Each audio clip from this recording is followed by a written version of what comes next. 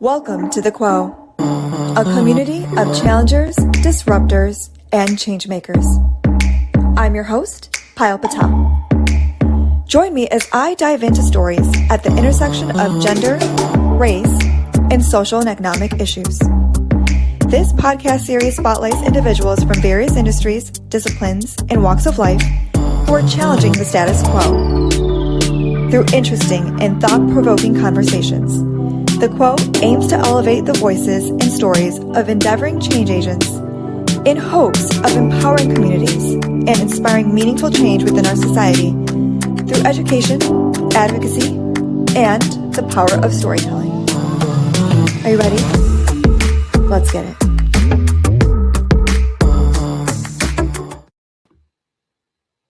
Hello, friends. Welcome to episode 5.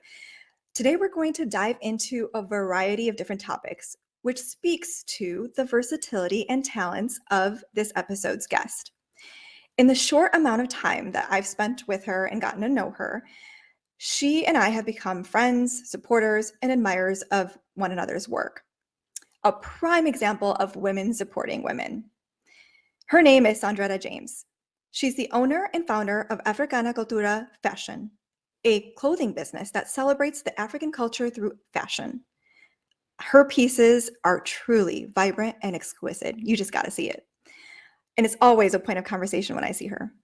She's also a mom, a wife, a podcaster, a photographer, and my fellow UN Women Chicago board member, currently serving as the Director of Public Affairs.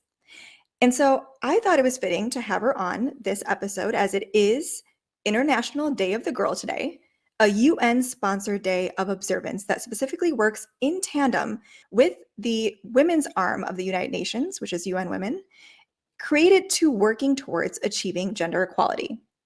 So with that, I'd like to introduce you to Saundretta James. Hi. Hey, Saundretta. Hello. Thank you for having me. I'm glad to be here. Yes. Thanks so much for taking the time to join me. I mean, as I was listing off all the things that you do, I was like, how does this woman find time? Breathing, it's how I breathe, just doing a lot of things. Breathing is always a good idea. I mean, I'm going through it myself, starting a new job and going through some personal changes on my end. So just hanging in there. But how are you, my friend? Gotta keep breathing. I'm well. I'm excited to be here and to have this conversation. So thank you for having me.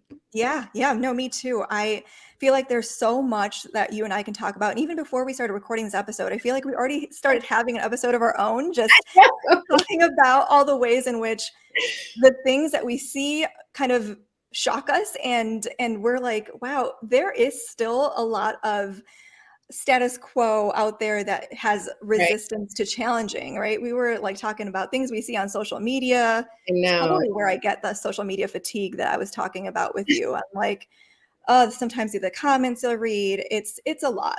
We're all going through a lot.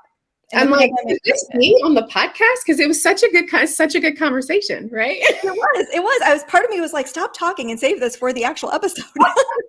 We'll get to it. We'll probably get to it again. For sure. Yes. So let's dive right in. I want to talk about all the things that you do. You, like, as I mentioned in the intro, you're into photography. That's a personal passion of yours. And I've seen your work on Instagram and it's so beautiful. I would think that you're actually a professional photographer.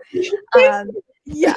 And you've started your own podcast as well, where you talk to everyday, ordinary people who offer their own wisdom and insights based on their experiences, which I think is so cool. And then you run your own business that you started in the middle of the pandemic. What was that like? Okay, it was wonderful. So the Illinois went on lockdown in March. And by the end of March, I had a new sewing machine. So that's how quickly this happened. And I tell people this kind of bubbled out of me, but it had been lying dormant in me for a very long time. Sewing is something I'd love to do, but I never had time to do it because I was too busy making money or going to college and doing all of the things that didn't allow me to just sit down and sew. So I had a sewing machine in college and I gave it away when I moved to Illinois about 6 years ago. And then the pandemic happened and we were on lockdown and they closed the beaches in Illinois. And I thought I was going to just I don't know. I don't know what to do. I get it. I get it. Right? Like everyone was freaking out. I'm like, okay, I need to strategize. So when I tell you it was like the beginning of March that everything went down on lockdown, I got on Amazon and ordered a sewing machine.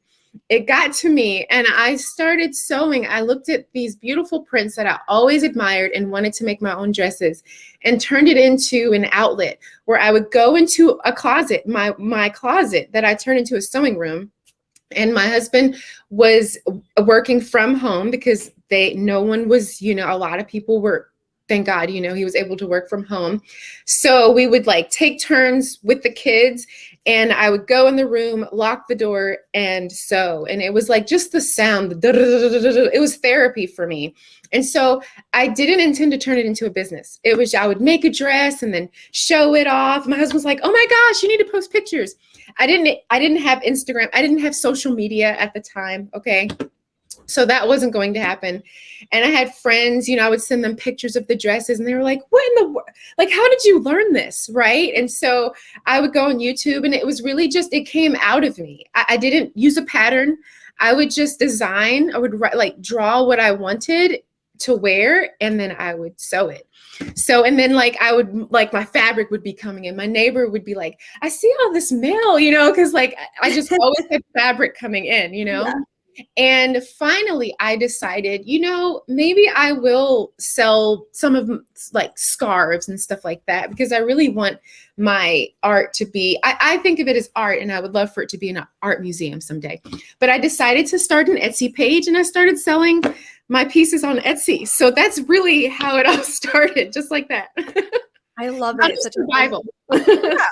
I mean, oftentimes what they say that the mother of invention is like survival and the need for something, right? That's Right. new and innovative and not existing in our current space, which I do feel like what you're putting out there is so unique. I don't see this type of clothing and your vision is just very, very uniquely you. And it's really beautiful to see that vision come to fruition. By the way, I could totally see it in a museum. Like it I'm is trying to express myself, So thank you.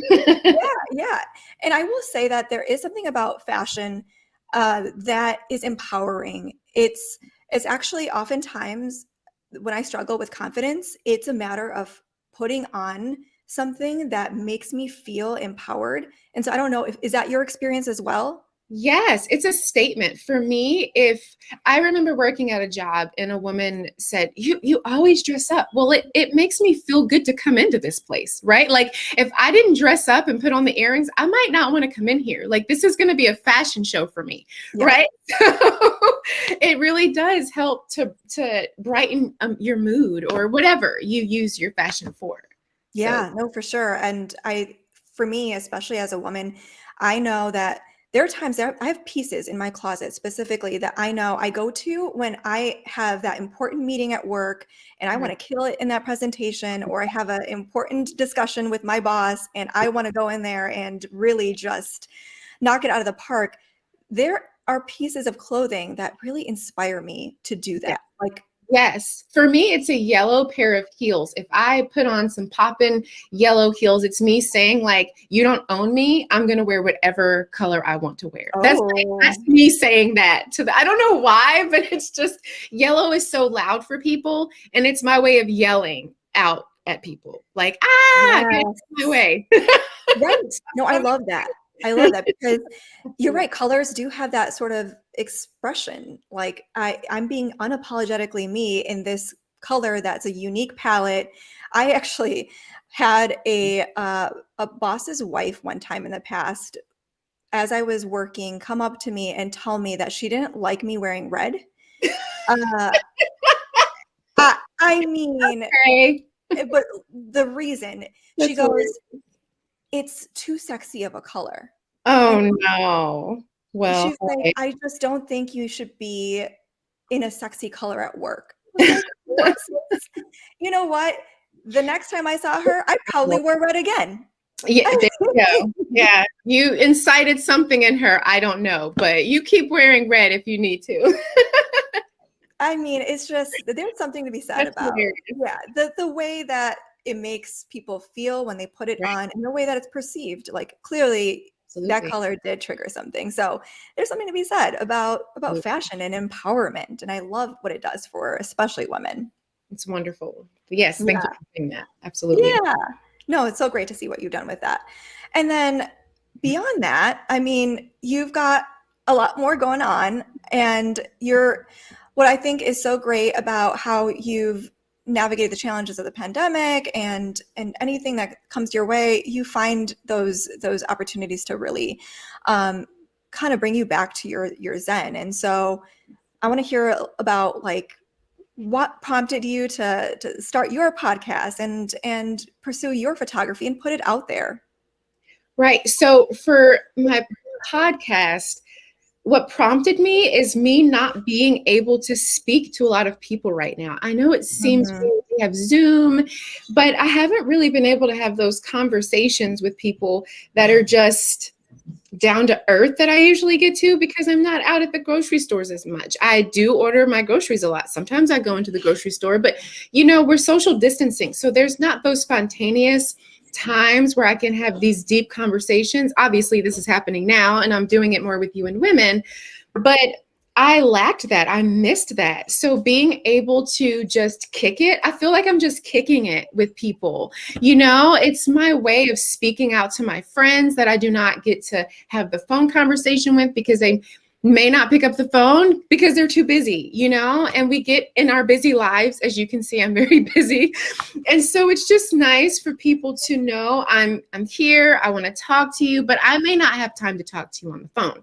Mhm. So a lot of my podcast there's not always a guest. Sometimes it's just me speaking. So again, just like my fashion, it's a way for me to express myself. Just another form of expression for me. Thank you Mm. for asking. And Yeah. then and then the photography, if you want me to move into that, I can. Yeah. Please So do.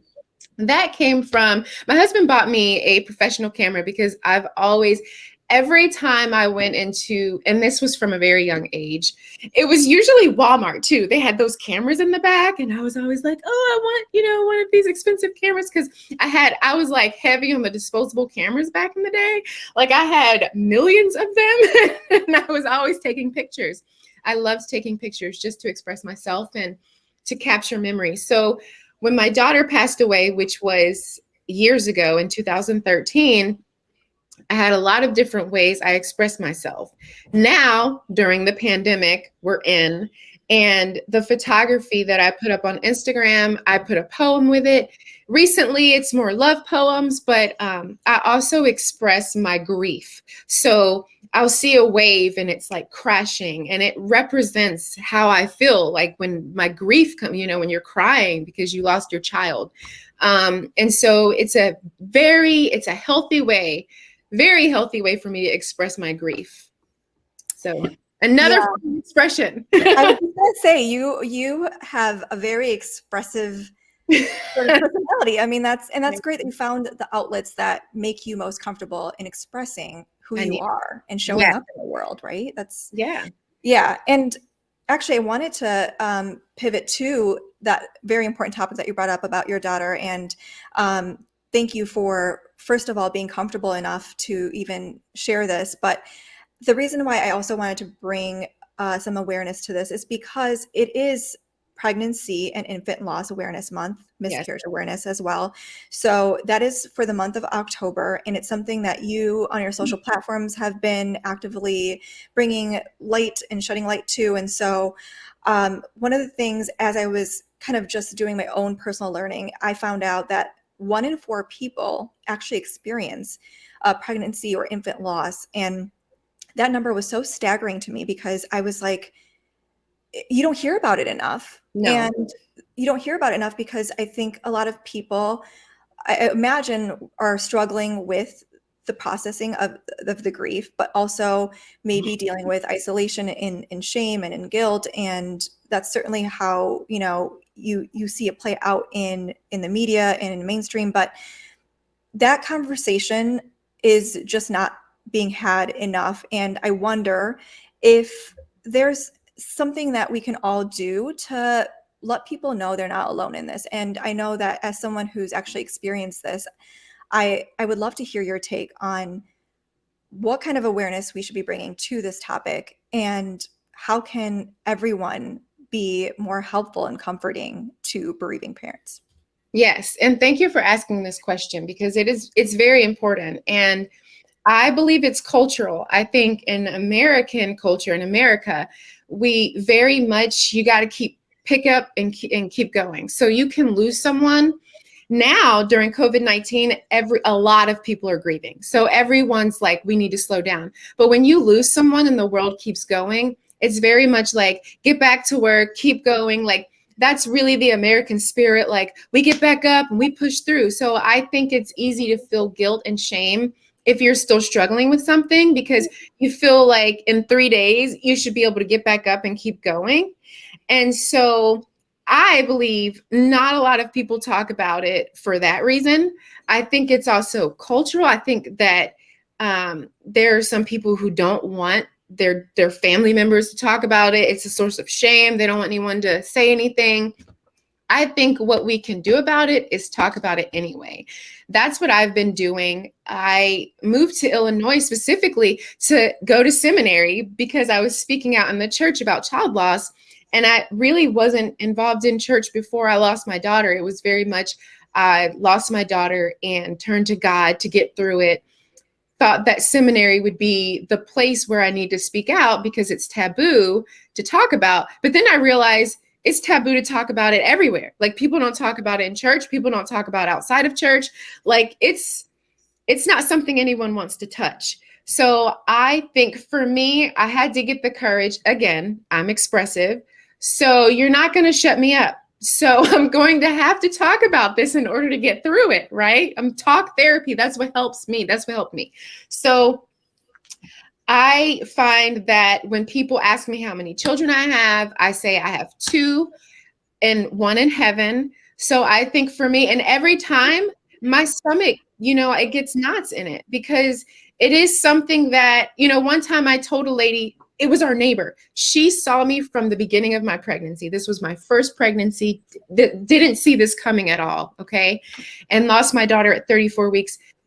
She saw me one day and was like, "Where's the baby?" And I told her, and she broke down. So then you don't want to, I don't know what other women who have gone through this field, but you don't want to ruin other people's day, right? Mm-hmm. So someone says, "How's your day?" And you say, "I'm really having a bad day because my daughter died." Well, that's not very socially acceptable, right? So you kind of go into isolation. So I went, and I also was forced into isolation because not a lot of people called me after, because they didn't know what to say to me. So I think advice that I would give to family and friends is that even though you do not know what to say, check on that person. When they are there for you, when you go through a breakup, like, think about maybe being there for that person when they lose a child, even if it's a text message that says, "I don't know what to say, but I love you and I miss you," or something, right? Mm-hmm. In the beginning, we got an outpour of love. So I'm not saying we didn't get any support, but it's after that people stopped calling me that I really broke down, because I lost friends. I didn't just lose my daughter. I lost friends and family members. So now I'm mourning the loss of my child. I'm mourning the loss of old me, because that person's gone. Let's just be real. Yeah. And I have to make new friends. And then when people ask me about my life, it's not fair to not include this child that I carried for 34 weeks. So it's just, I don't know what I would tell other women going through this, but I know for me, I had to push through what everyone, I had to break the status quo. I had to push through what everyone expected me to do. And I had to say, you are uncomfortable. Imagine how it is for me. And I'm talking about this, and I'm not doing it to hurt your feelings, but listen, this is I'm going through life, and this is a part of my life. So anyway, I may have said a lot of things and I don't know, and I said a lot of different things, but what I'm really trying to say is try to stand by that person the best you can. And for women struggling, if you can, when you get to that point, if you're comfortable, keep talking about it anyway, because that's how more people are going to learn. So I don't know, for me, I grew up in a family where women were able to get pregnant. They were like, babies, babies, babies everywhere. So when I couldn't, when my daughter passed away, I felt something was very wrong with me. Yeah. So I don't know. I think a lot of other women are going through different things, but I just think being empathetic and just loving that person the best that you can, loving on them, and asking them what they need, is helpful. Thanks Yeah. for letting me share this. Yeah. It is helpful. That's why I was like, you are going somewhere with this that I didn't want to interrupt, and I was like, you answered so many of the questions I had in that, but thank you so much for being open about this, because You're welcome. I, as someone who is not a mother, who has never carried a child, I can't relate, but of course I've been around people likely who have experienced this. I Yes. mean, when you hear the number of 1 in 4, that means I have to know somebody who's gone through this. And obviously, I know you now, but there are people who've never openly shared. Oh And no. I can only imagine what they're sitting with, and how lonely that must feel. And so I feel like this past year is probably the first time I started to see stories even unfold in the mainstream media, with celebrities coming out and actually openly acknowledging their experience, Thank from God. Chrissy Teigen to Meghan Markle, who had a whole piece in I think it was Time magazine or something. But Mark Zuckerberg too. oh, I did not know about his story. Yes, Okay. in his Yeah. wife. So there are so many people out there, but I think that when more and more people talk about those experiences, you realize that it's not just you, because like you said, in your experience, you were like, okay, this is just happening to me, and everyone's been popping out babies without any problems, but we don't know the Yeah. journey. Right? And I did have a friend who lost her daughter before I lost mine, and her sister did. So it's not that I didn't know anyone, but I will tell you this. After I spoke up about it more, I had letters written to me by people who knew my husband who were like, just want to let you know this actually happened to me too. Or a coworker who was like, just want to let you know this happened to me too. Or a friend whose mother, this woman is in her 40s. She said that her mother they went away for the weekend and told her, oh, before I had you, I actually lost a baby too. And she didn't say anything until she learned about my loss, and I spoke Mhm. up about it. So yes, while I did know some, um, so many people don't talk about it. And I understand why sometimes, but yes, it's harder when you Yeah. live in a culture where there's no space for you to talk about it. Oh, for sure. I think you were spot on with the culture thing. I know in my culture, which is the Indian culture, there's not much discussion around this at all. It is a very private topic. It's Yes. meant to be a private topic, and it does impact all cultures, even the American culture, because while I had just pointed out that so many of these celebrities are finally starting to come out and share their stories, if you look at some of the comments, you still see people like, this is a private matter, like, please, like, keep this to yourself, type of thing. And I'm like, Right. really? It's wild that we still have such discomfort in talking about things, when it could really potentially be helping the next person who goes through it. But if they lose a parent, they're going to post on Facebook and, want you to know that this is a person who's a part of my life, or a Hmm. spouse or a husband. It's when it comes to the babies that people don't really want to hear about your loss as much. They want you to sweep that under the rug, but they want you to give them, sympathy when they lose their dog and their family and friends. And that's not fair. That's how I felt and feel. So I'm going to talk about it too. I could beat that Yeah. all day, but you know what I'm saying. No. Yeah, of course. No, but that's a great point. Loss is loss. It can be in Amen. the loss, in the form of your child that's not yet even born, or has been born, or your dog, or your pet of any sort, right? Your mom, your dad, your anyone, a relative, a friend. It's loss is loss, and grief is grief. And so uh it's a great point that we do share those moments, and so this shouldn't be any different. Now, that Yeah. said, you do have two beautiful children that are still with us today, and Yeah. as a mama, I imagine just rocket. And I, I want to point back to your life of living your true expression and showing up in all that you do. What do you hope your children take away from everything that you're doing? That they are human and mama is human. So when they get older and they need to express themselves, that's allowed because they're an adult and they're human and they need to be able to find a healthy outlet to do that. But mama is mama and she's also human. So I think for being in UN Women has helped me with this as well, because I want my children to know that mothers aren't superwomen and we are human and we are capable of making mistakes, and that not too much weight should be put on your mother to create a perfect human being, because hello, gender equality, there's a father there too. Also, it allows me to be graceful with them so that when they get older and they tell me things I may not want to hear, I can allow them to be who they are. So really just want to show them how to be a good human and to love themselves and just to love other human beings. Really, that's what I want them to learn, I right? mean, at the end of the day, you do that. I think you've done a great job, right? And I'm trying. They're teaching me more than I am teaching them. I'm just going to let you know that, because they do things. They're at a very pure, they're pure as in unadulterated. You hear the word adult in there. They're not going to hide certain things. My daughter does things like no shame, you guys, no shame. And for me, it's like, yeah, well, she's a human being. She's a person. I'm not going to, there's no need to hide this from the world. While I will protect her, she needs to understand like she's human and we make mistakes. So I'm not going to, there's no shunning that can happen here. Does that make sense?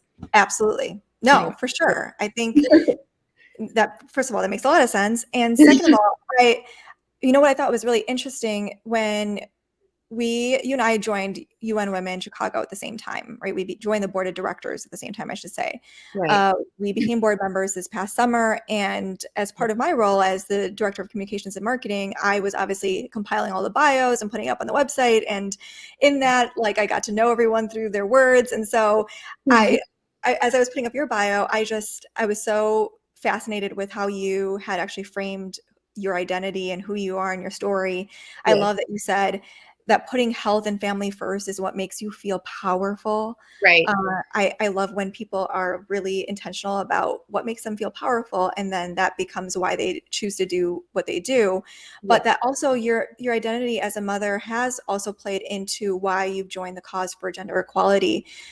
So in your words, what is the reason why you decided to join this movement at this point in your life, at this moment, and really take the helms of being the public affairs director?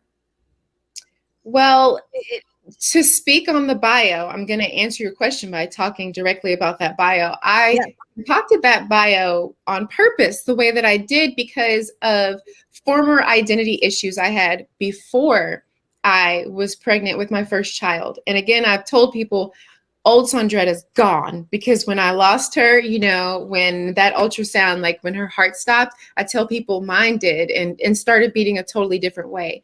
And so before I was very go-getter.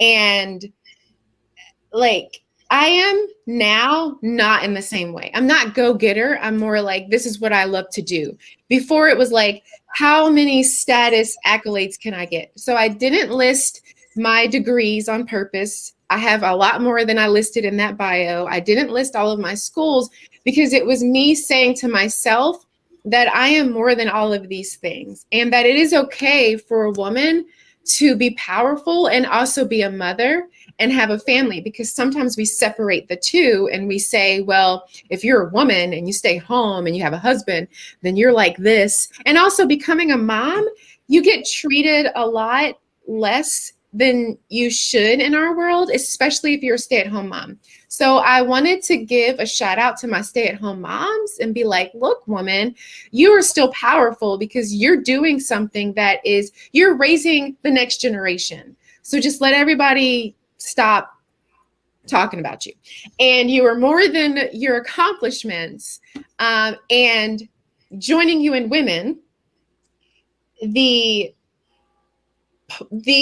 space that I am in now, I have a 3-year-old and a 5-year-old.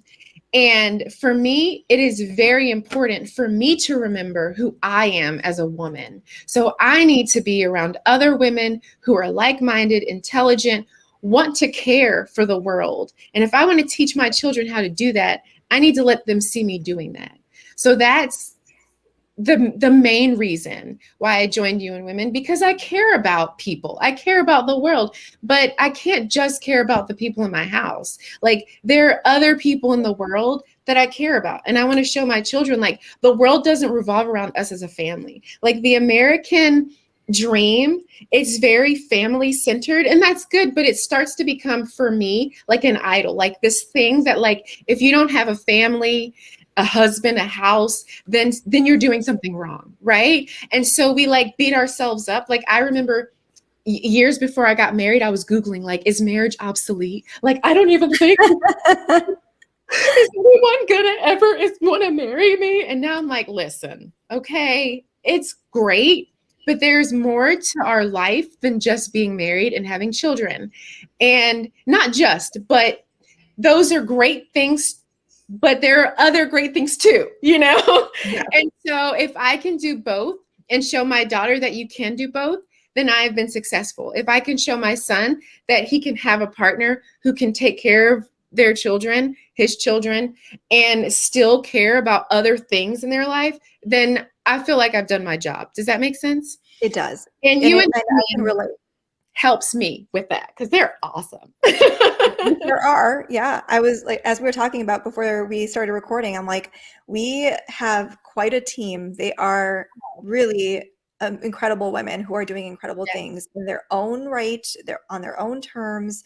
Care. Everyone's life looks different. They're on different paths, but yet we come together for this purpose of evening the playing field, which has long obviously not been even. And you know, for me, my why was very much around based on my experiences and how I showed up in the world and how other people showed up around me.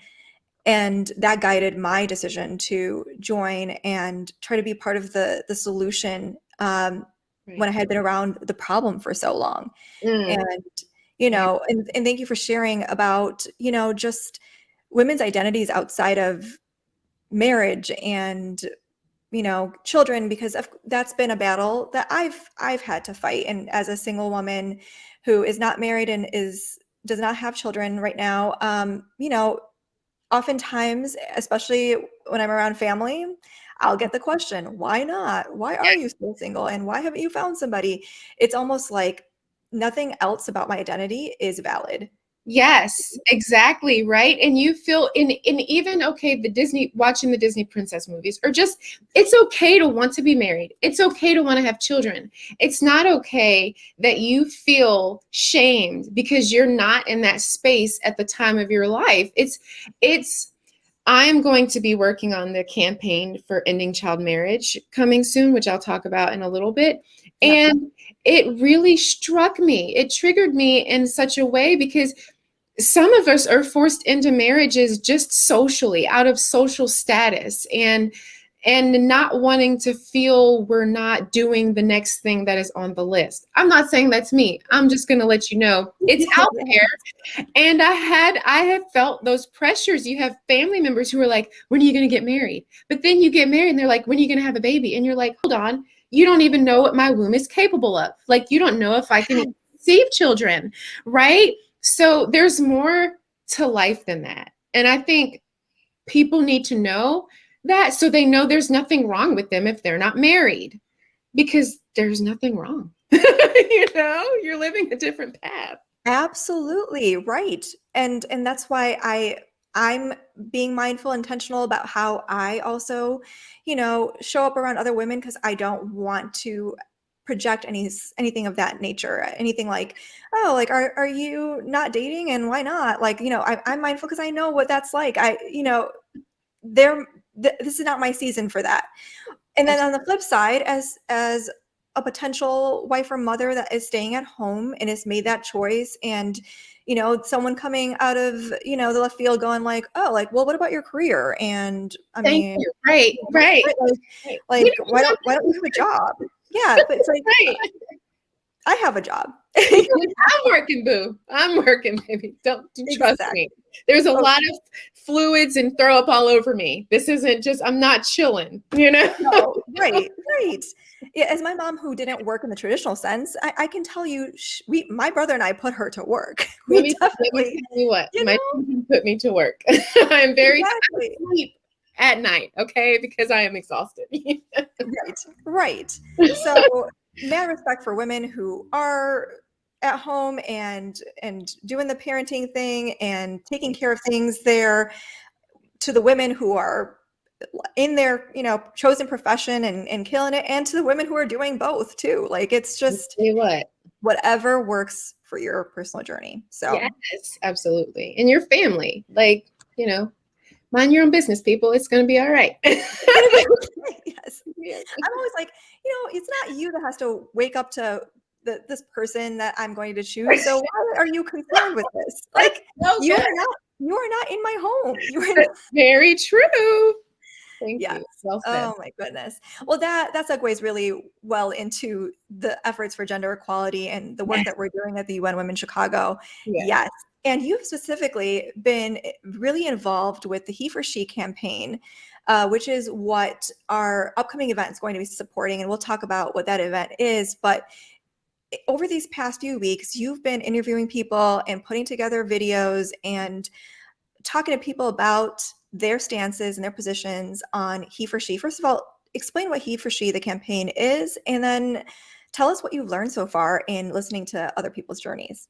Yes, absolutely. And can I just say that working with UN Women is amazing. So if you are a like-minded woman and you have a UN Women chapter near you, you need to join it and get in there. It's wonderful. You're doing amazing work, humanitarian work, and you're learning a lot of amazing skills. So He for She is a global movement for gender equality. I know that sounds like what, but it's amazing, because if you think about, I like to put it in these terms. In America, we have serious racial issues, specifically between white and Black people, okay? During the time where you had the civil rights movement, you didn't just have Black people fighting, you had white people fighting alongside of them. And we needed that. We needed, Harriet Tubman needed, some of the people who helped her were not just Black, if any, that helped her go from house to house during some parts of her journey.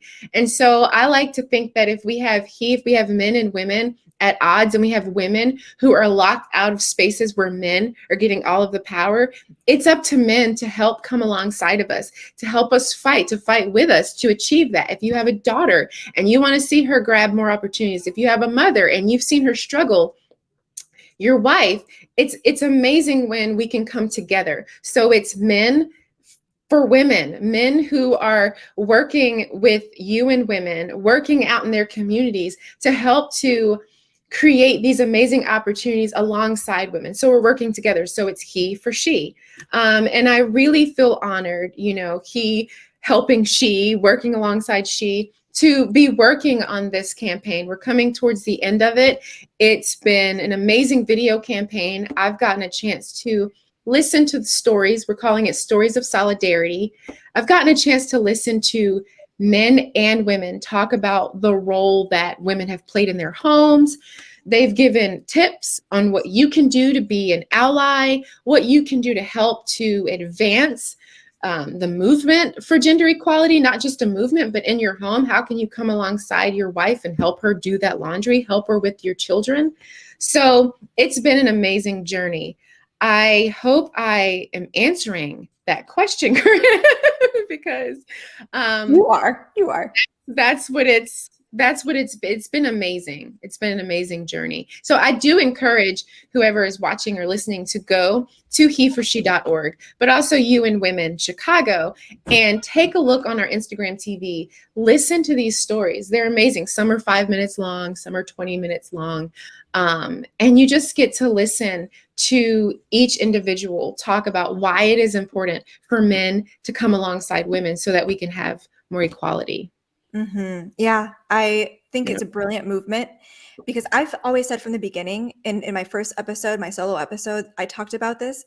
It's going to require all of us. I Any do. type of change requires all of us. So whether we're talking about the movement for gender equality or we're talking about racial equality and equity, it's not the group that has the disadvantage that is the only one that's in the game and trying to fight for their rights.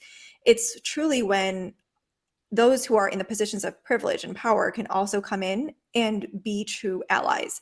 And so, Oh. to that end, what does true allyship look like in your opinion and in your experience? So for me, the first thing for true allyship is to educate yourself.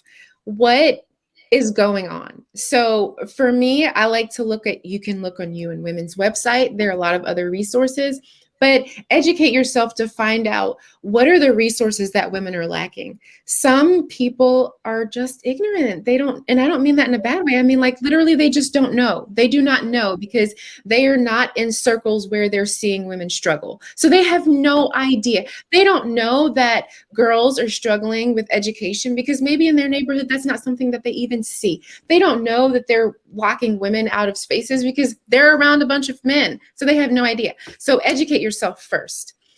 Second, decide whether you can step outside of your own cultural upbringing. Can you?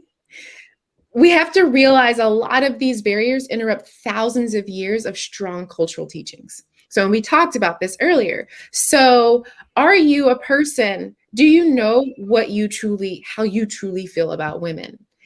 What do you feel they should be allowed to have? Are you able to, or their place in society should be? And are you able to step out of what you have been taught to come alongside them? If you cannot, like that right there is like, we go back to the beginning and work through that. And then if you can, keep educating yourself and then have compassion for, and I'm speaking for us women, let's have compassion for those who are still learning because at least they're trying. So that's kind of what we can do. And then ask women what they want because honestly, we do not all want the same thing. Gender equality for you does not look the same as gender equality for me. I come from a church background in some ways where I've seen women who do want the husband to be the leader of the home. However, they have a bank account. And I don't think they realize that the reason they're able to have their own bank account is because of the fight for gender equality, because that just recently happened in the 70s. So I'm not saying it's wrong for you to want your husband to lead the home, but really think about what you mean when you say gender equality. Like, do you want him to be a leader to the point where you don't get to own your own land? Or if he died, you couldn't take care of your children and go back and get education? Like really think about that. Because I've had to challenge that in my own community around people who are religious, where it's like, well, your husband should be the leader of your home. Well, that's not my household. And this is really me coming out of the closet with that one. So this is the first time people are hear this. Because my husband kind of, I don't know if he tells everyone that, right? Like we keep that on the low with some people, but to be real, like that's not how we run our household. Like he has a woman who's a strong woman who does what she needs to do, and he appreciates that. And I don't let him lead everything because he may not want to lead everything. That's a lot for one person. Like, what if I'm better, or maybe not better? What if I'm good in this area? Like, does he really have to, do I need his instructions? So that's how we run our household. Like he gets to do what he feels is important and necessary for his, and I do too, mom does too. And he lets our children see that. Well, mom can do this too. So anyway, that's why I say, to be an ally, ask each individual person what they want. It's just like being a Black woman. Like, not all Black women or Black people want the same thing, you know? So make sure you ask questions. Does that make sense? I can kind of educate yourself, find out if you can step outside of your culture to really be an ally. Try to do so. If you can, have compassion for people still learning. That's on both sides, because at least they're trying. And then ask people individually what they want. There you go. Yes. I mean, you covered a lot of ground there. I was like, there's so much I can I'm like, unpack. listen, you asked me the question. All right. So there's your answer. I did. And I got the answer, but then I also have so much more follow-up. And I'm like, I will talk to you about this for hours and hours. But Amazing. I will say, you're right. It's not a one size fits all. At least it hasn't been in my experience. So I can relate to that. There's not just one answer for everybody, because everyone's experience is different. Everyone's story is different.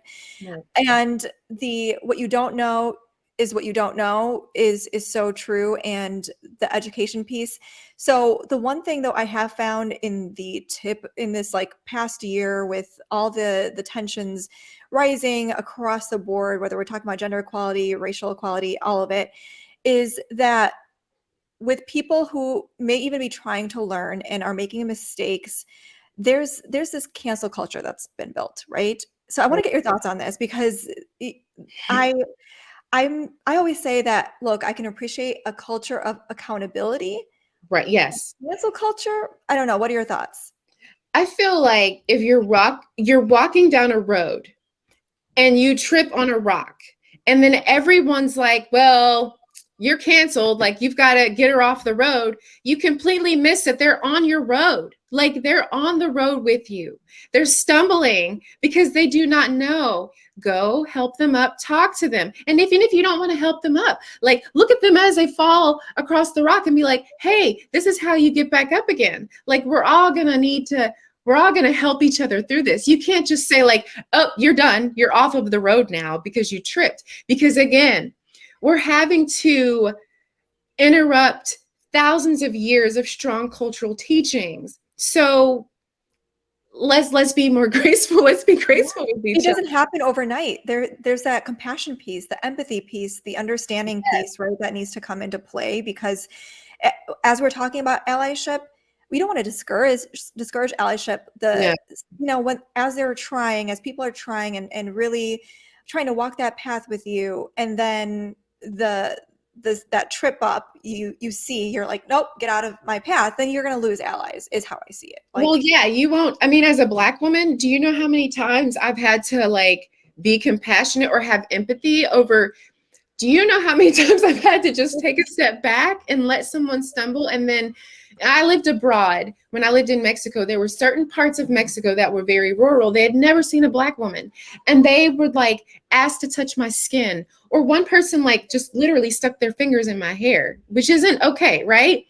I can go off on them and be like, no, you can't touch my skin, you're racist, or whatever. Or I could be like an ambassador. You know what I'm saying? I can educate them. I can say, listen, ask before you touch my hair. I'm a human being, you know? And then they're like, oh my gosh, I didn't know you spoke Spanish. You know what I mean? And then we would have like these long conversations. And by the end of the conversation, they were educated. That's not going to be everyone. But if I had snapped off on every person who made a really rude comment about me based off of, I'm a Black woman, I would be really mad all the time. And I'm not saying don't get upset, because there's some people saying some really messed up stuff. But at the same time, grace. yes. That's all I can say. Absolutely. I mean, that's why I was talking about the culture of accountability. I'm not saying don't hold people accountable and try to, meet them on their path and That's give right. them the opportunity to learn and grow. Right. But I think when you just shut it down right then and there, it doesn't leave room for that. We lost an And ally. I think that definitely does then kind of it becomes counterproductive to allyship and having people in your corner. And you're going to be in the same boat one day, because there's going to be something you're doing wrong. So extend that same mercy. Yes, I always say that. I'm like, look, we all do have certain privileges and powers, even as being members of a marginalized community. Doesn't mean that there isn't a space in which you might enter where you carry that power privilege. Like, I think about this all the time. I'm an able-bodied cis hetero woman. Like, you know, I have those powers and privileges in certain communities, and then in certain ones I don't, as a woman of color, or, you know, whatever it may be. But Mhm. it could easily be you. It could Absolutely. easily be you. And so this is where compassion and empathy come into play. Yes, absolutely. And it's been great to hear some of those stories in the He for She videos that you referenced. I noticed a lot of the men even talking about like how they're changing the gender norms in the household with domestic responsibilities, dividing and conquering. It's Yeah, great to see the pages turning, and so I really hope that that work continues and more people join the movement. And speaking absolutely. of movements, He for She is also going to be supported by our upcoming Gender Equality Awards for UN Yeah. Women Chicago, which Yeah, is coming up on Thursday, October 21st. you It's have to get virtual. tickets, people. It's going to be Yes, it's amazing. gonna be amazing. I was part of last year's gala as a attendee only. I was not and a UN Women Chicago member, but I was on the board and I had nothing to do with actually putting that event together. And as just an observer, I was like, what a cool event. And this is virtual. Like we've done virtual last year and we'll do virtual again this year. Hopefully we'll return to doing them in person, but the program is really inspiring, and we're going to be honoring three individuals who are champions and advocates for gender equality. So super excited about that. And our proceeds are going to benefit a great cause. Can you share what the cause will be? Yes, so women and girls in Afghanistan. There are other areas where you can give, but that's where the proceeds will go towards helping the women and girls in Afghanistan, which is wonderful. And can I say that it being virtual is amazing, because if you are in Dubai or somewhere across the globe, you can still attend this. This is what's amazing about virtual. I know it's been hard, but I think this is wonderful that actually more of you can attend this. So I hope you will, especially because this is a population of people, the women and girls in Afghanistan, that we want to reach. We want to be able to help them. And so you attending will be such a benefit to them. And I'm actually going to be a performer on it this year, at Yes. Gender Equality Awards. I'll be reading a poem, I Speak Up. And so please come. And not only that, it's just amazing to see how many people truly pour their energy into making sure women can have opportunities. So, and to celebrate that I'm excited. I'm so excited. Me too. I cannot wait. We've been working on this for a little while, and with each passing day, becomes more and more exciting with all the things we've got going on. And of course, you're expressing your talents as you do. And I cannot wait to hear this poem. I feel like it's going to be so resonant with just everyone attending and listening. And so I think it'll be an inspiring night. Where can people get tickets? You can go to UN Women Chicago, and there's a link in the link tree, and that will take you to where you can get tickets. I'm thinking that that's the first place that pops into my mind, at UN Women Chicago on Instagram. And so, Yes, you can go to Instagram, the website as well, which is unwomenusa.com/Chicago. So you can find it there. It's on Eventbrite. We're trying to get the word out there as much as possible. yeah. It's going to be an inspiring night. And as we wrap up this conversation, I want to ask you just what's next for you in this role and beyond. I know you're working on some projects in the near future, a campaign in the near future. Why don't you go ahead and plant the seed for what's to come?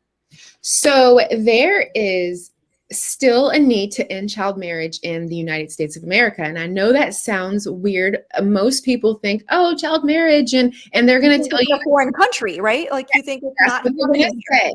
Yes, they're going to say a country in Africa, okay? And they're going to Yeah. say, oh, no, this is awful. But 44 states in the USA still have legal child marriage laws. So this is not good. So I know it's just in Boom. Like Illinois mind is blowing. one of them. Yes, Illinois is one of them. And so UN Women is now on the coalition, the Illinois Coalition to End Child Marriage, along with UNICEF and Unchained at Last. Look them up, and you will find that they are the only agency in the United States that's fighting for this to end. And in just the most recent years, we've had Rhode Island, Delaware, a few other states that have ended child marriage, some with 18, at the age of 18, no exceptions, so if you're under 18, like, you need more time. So a lot of teens are coerced into this. So starting in January, we will be speaking out, and we will campaign and just make sure that we can end this, not just in Illinois, but around the world. So that's the next thing with UN Women as Director of Public Affairs. Are there tangible steps we can take as just people who want to get involved and help? Yes. So you can go to Unchained at Last. You can email your legislator. Like, all of the information is there. But I would say to educate yourself, listen to those survivor stories, and then keep spreading awareness. Keep spreading awareness, because it's going to be through law that this ends. So, yes. Okay. Well, thank you so much for doing this work, for providing the resources and helping get the word out, because it is mind-blowing, the fact that it's happening in our home. It's happening here, and it's also happening worldwide. So there's a lot of work to do, and it'll only get done if we all come together. So thank you. Yes, absolutely. And I want to say this last thing about that. So you can be legally married at the age of 16, but you cannot have your own representation in the courts, right? Because you're too young, you're a minor. So trying to get a divorce and getting out of an abusive situation is very difficult. So this is also another reason that we really need to work hard to end child marriage in the United States. Yeah, and that's so wild, so bizarre that you're legal enough to do this thing, but then you're not, you're not legalized to exit a potential toxic and abusive situation. And that also is a nod to this also being Domestic Violence Awareness Month, because that's also been heightened throughout the pandemic, and cases have been on the rise. I know in Illinois itself, there have been more than 30% of cases. And so, we all, like I said, need to shed light, do the homework, do the education piece on ourselves, and then try to be a part of the solution. Yes. Thank you. Yeah, of course. Well, thank you so much for spending some time with me today. And there was so much that we covered, and we could probably go on for hours and hours. But as always, it's such a pleasure talking to you. Thank you for being willing to share your story. Thank you. You have a great evening. Thanks, you too. And to the viewers and listeners, we are wishing you a powerful and inspiring day. Happy International Day of the Girl. Happy Indigenous Peoples Day. And look forward to chatting with you next time. Take care. Hey, it's me again. Thank you so much for tuning in.